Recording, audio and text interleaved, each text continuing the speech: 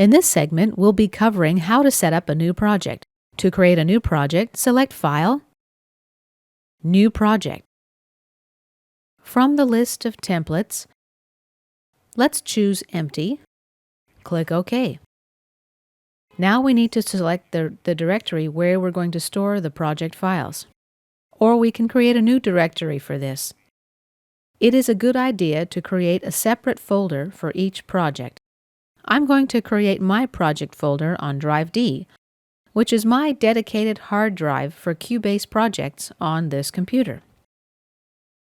As I mentioned earlier, a dedicated hard drive is not a must, but it is a very good practice.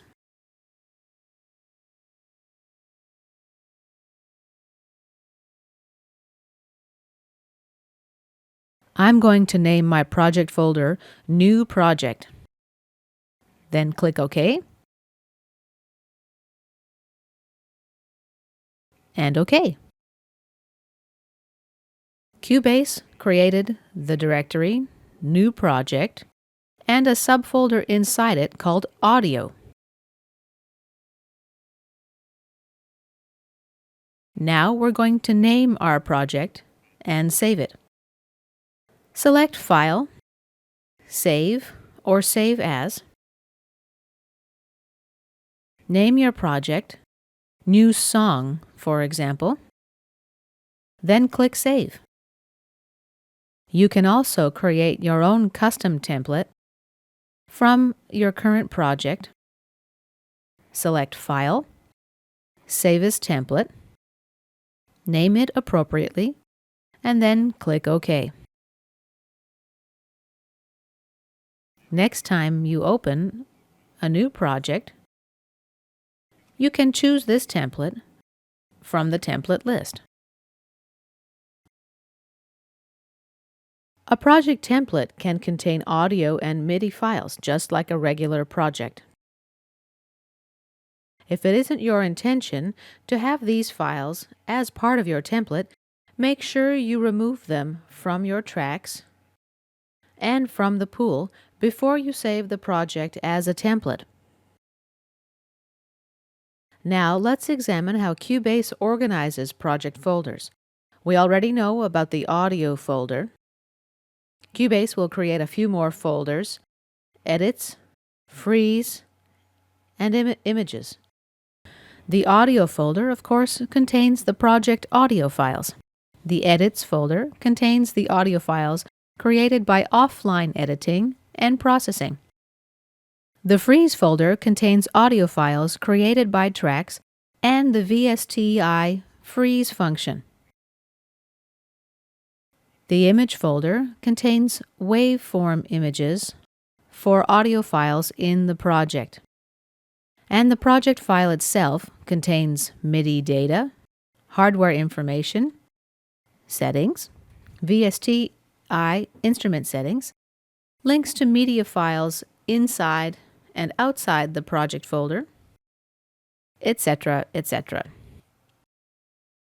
If you work with video files and you want to store your files in the project folder, you have to do this manually. Now we're going to check our project settings. Select Project, Project Setup. The Start field allows you to offset the start time of your project. You can enter a value in hours, minutes, seconds, and frames. The latter is particularly useful for video projects. Let's leave it at the default setting for now. Project length.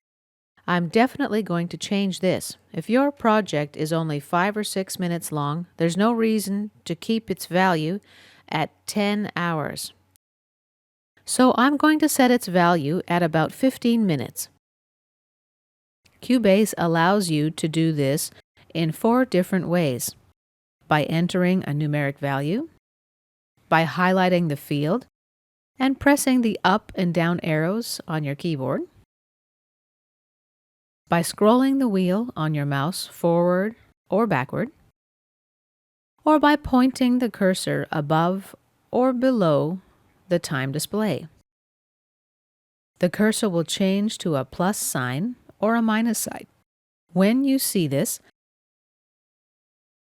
click your left mouse button, and this will increase or decrease the field value.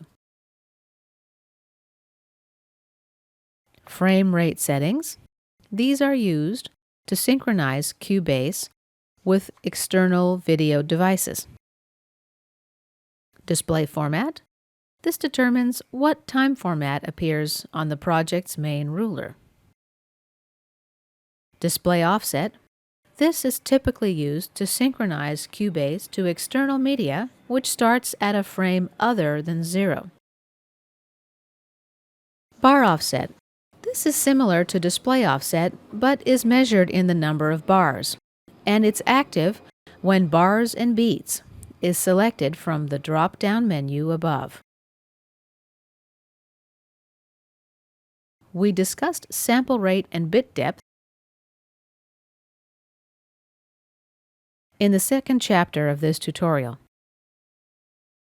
Even though a higher sample rate and bit depth gives you more flexibility, accuracy, and headroom, you are still at the mercy of the speed of your computer, your CPU, available RAM, hard drive space, and the parameters of your sound card. Set your sample rate only once and at the beginning of your project. Don't change this during your project. If you export files with different sample rates, Cubase will resample them to match your current sample rate.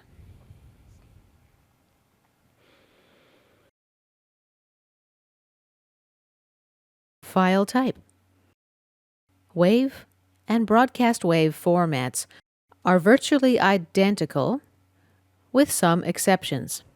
Broadcast wave can store extra information such as author name, descriptions, time code, etc.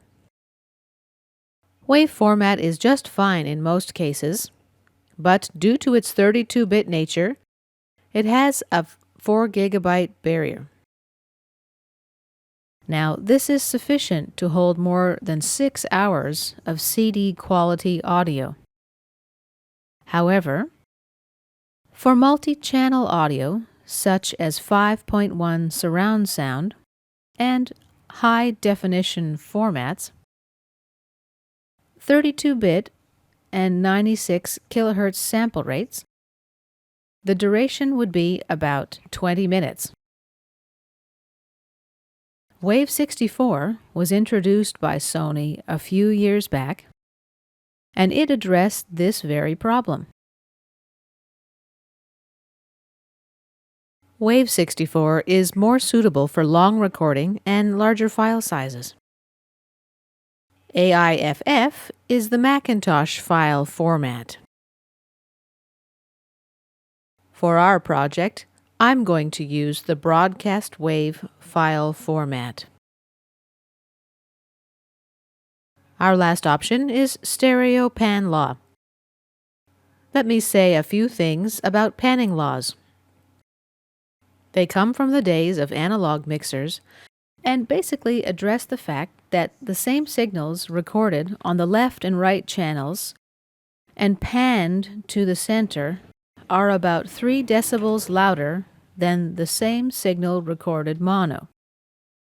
In order to compensate for this, Cubase has 3 different panning laws: -3 decibels, -4.5 decibels, -6 decibels. 0 decibels equals the off position. This is less of an issue if you use mostly stereo tracks. But if mono compatibility is important to you, you might consider going down to -6 decibels. Another issue to mention, if you move your project to a different host, for example, Sonar, it may sound a little off due to different panning law settings. I'm going to leave ours at -3 decibels. And this concludes our segment on project setup.